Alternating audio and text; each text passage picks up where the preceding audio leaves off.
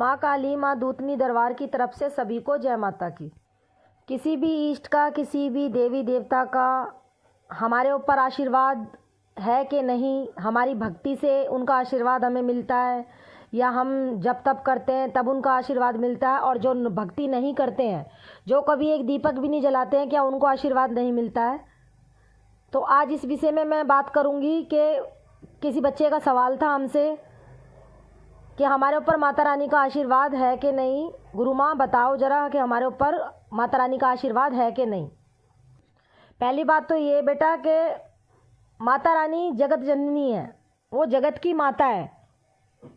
और हम किसी भी इष्ट की अगर हम पूजा भक्ति कर रहे हैं, वो एक अलग बात होती है कि उसका फल हमें कुछ ज़्यादा मिलता है क्योंकि हम जप तप कर रहे हैं, हम किसी गुरु के सामर्थ्य में रह के चौकी दरबार लगाने की सोच रहे हैं, आगे चल के किसी का संकट काटने की सोच रहे हैं और महामाई की गद्दी लगाने की सोच रहे हैं। तो हमें अपनी भक्ति बढ़ानी पड़ती है, हमें अपना तपोबल बढ़ाना पड़ता है। तो महामाई की कृपा होती है, परंतु उससे ज़्यादा कुछ और हमको और ज़्यादा ही चाहिए होता है माई रानी से कि जो हम किसी दूसरे का संकट हटा सकें महामाई की कृपा से। तो माता रानी का आशीर्वाद इस लेवल तक हमको मिलता है कि हम किसी का संकट उतार सकें पूजा भक्ति के दौरान, और अपना तपोबल हमें बढ़ाना पड़ता है। और जो बच्चे पूजा भक्ति नहीं करते हैं, कभी तेल का दीपक भी नहीं लगाते, तो ऐसा कुछ नहीं है कि माँ की कृपा उन बच्चों पे नहीं होती है। माता रानी की कृपा, भगवान भोलेनाथ की कृपा, विष्णु भगवान की कृपा, समस्त संसार में जितने भी इष्ट हैं, जितने भी देवी देवता हैं, सबकी कृपा भक्तों पे रहती है, बच्चों पे रहती है। और महामाई तो जगत जननी है, माँ सृष्टि को रचाने वाली है, जगत माता है, तो इनका आशीर्वाद सब पे ही बना रहता है। और जब इनका आशीर्वाद होता है तो इसमें हमें किसी से पूछने की ज़रूरत नहीं पड़ती है, खुद ब खुद हमें अनुभव होते हैं इस चीज़ के, हमें एहसास होता है कि महामाई हमारे साथ खड़ी है। पहली बात, हमारे अंदर एक ऐसा दिखाई देगा कि हमें खुद महसूस होएगा, और सामने वाले बंदे को भी, सामने वाले व्यक्ति को भी हमारे अंदर चेंजिंग दिखाई देती है कि हमारे साथ कोई ना कोई दिव्य शक्ति है, उनका आशीर्वाद हमारे सर पे है।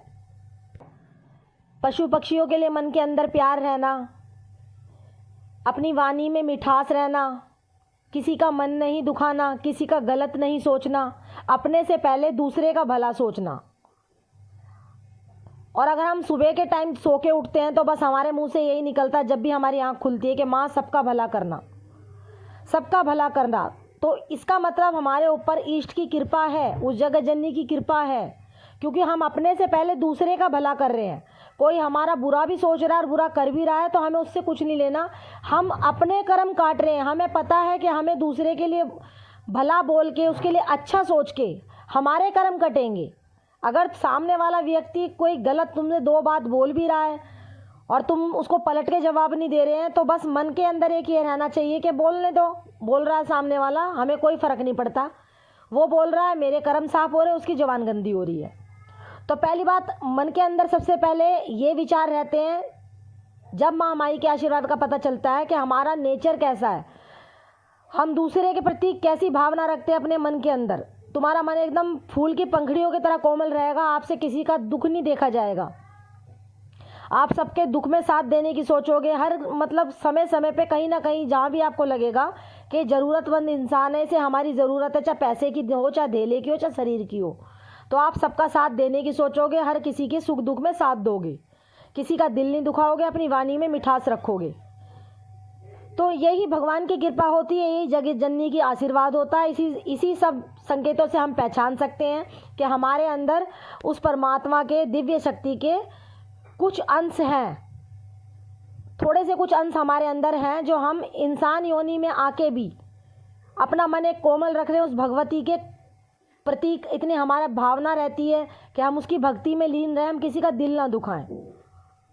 तो ये एक छोटी सी जानकारी बना के मैंने चैनल पे डाली है। अगर जिसको भी मैं हमारी वीडियो में कुछ थोड़ा बहुत भी समझ आता है तो चैनल को लाइक करना, ज़्यादा से ज़्यादा शेयर करना और सब्सक्राइब करना। तो सभी को जय माता की।